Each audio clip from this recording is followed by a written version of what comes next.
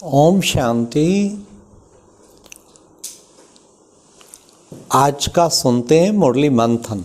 आज की मुरली में बाबा ने दो गीत साकार मुरली के आज हमने सुने। एक तो शुरू में तुम ही हो माता पिता तुम ही हो, और फिर बीच में भी एक गीत आया आज मुरली के, दूर देश का रहने वाला आया देश पर आए। तो तुम ही हो माता पिता तुम ही हो।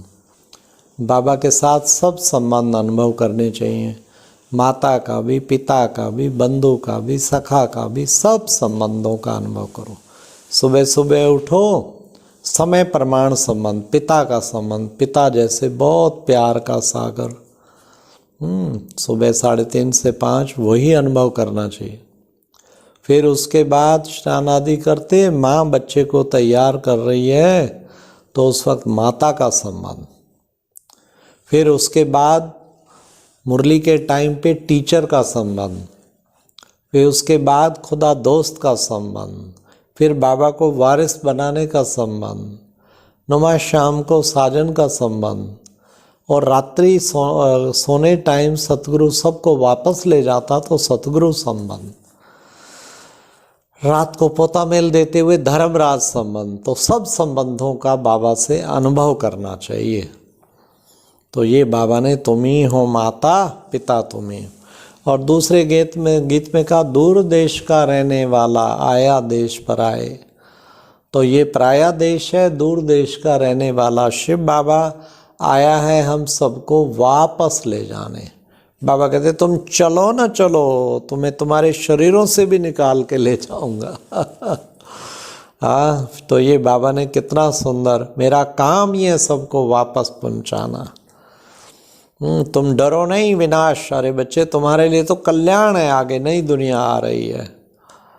फिर आज बाबा ने आत्मा के ऊपर पाठ पढ़ाया। देखो बच्चे, आत्मा अविनाशी है ना, इसका कभी विनाश तो होता नहीं। आत्मा आर्गन्स द्वारा पार्ट बजाती है, और तुम बच्चे आत्म चिंतन सदैव करो। कैसे आत्मा भ्रिकुटी में रहती है, मैं आत्मा इन कर्मेंद्रियों से पार्ट बजा रही हूँ, तो ये आत्म चिंतन।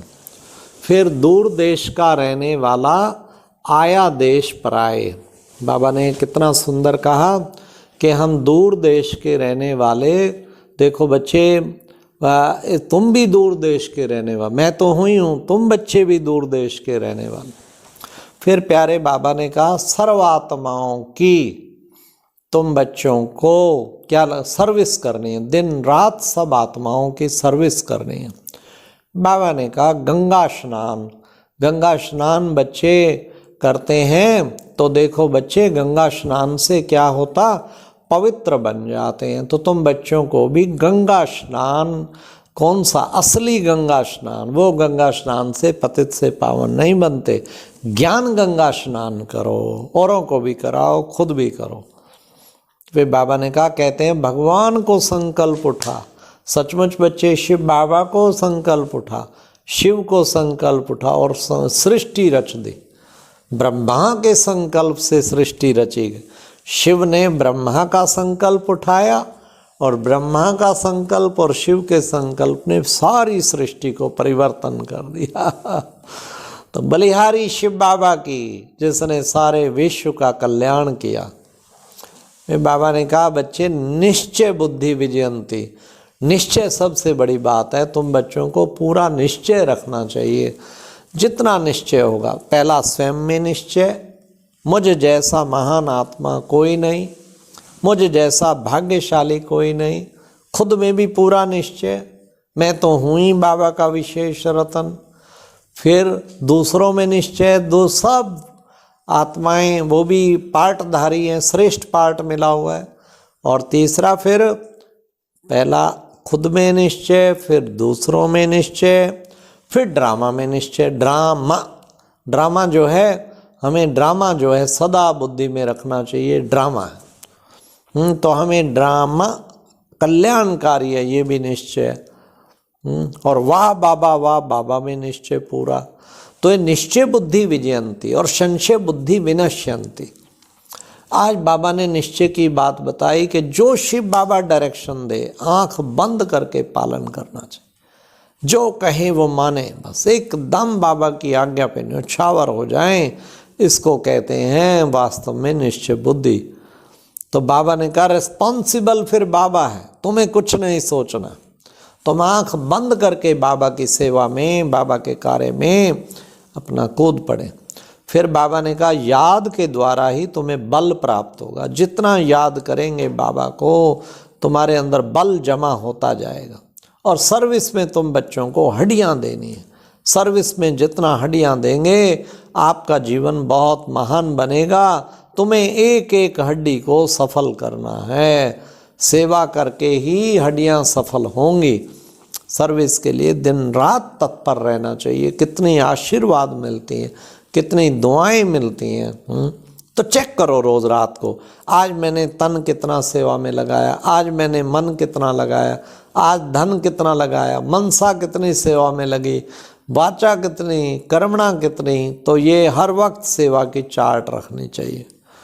तो ये था प्यारे बाबा का कितना सुंदर हम बच्चों का मंथन। फिर बाबा ने आज वरदान में कहा सहज योग को नेचर और नेचुरल बनाने वाले, हर सब्जेक्ट में परफेक्ट भाव।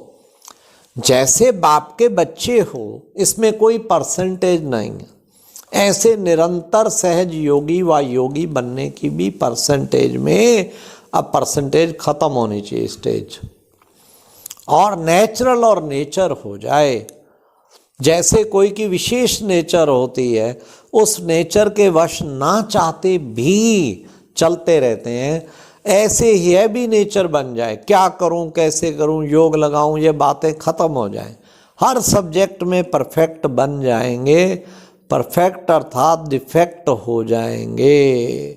अच्छा, ओम शांति। और बाबा ने खास ये भी कहा कि बच्चों को स्लोगन आज सहन करना है तो खुशी से करो, मजबूरी से नहीं।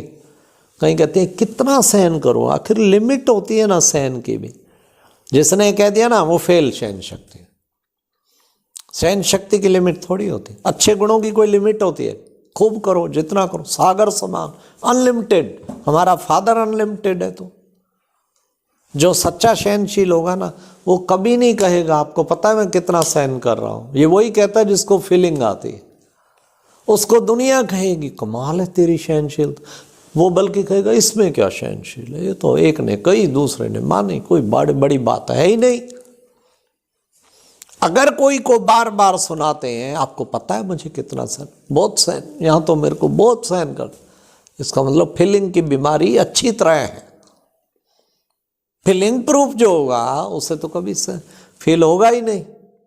तो ऐसा बनना है। तब बाबा ने कहा सहन करना है, खुशी से कर, और रो रो के ना कर, खुशी से कर। और साथ साथ मजबूरी से ना कर, खुशी से कर। अच्छा, ओम शांति।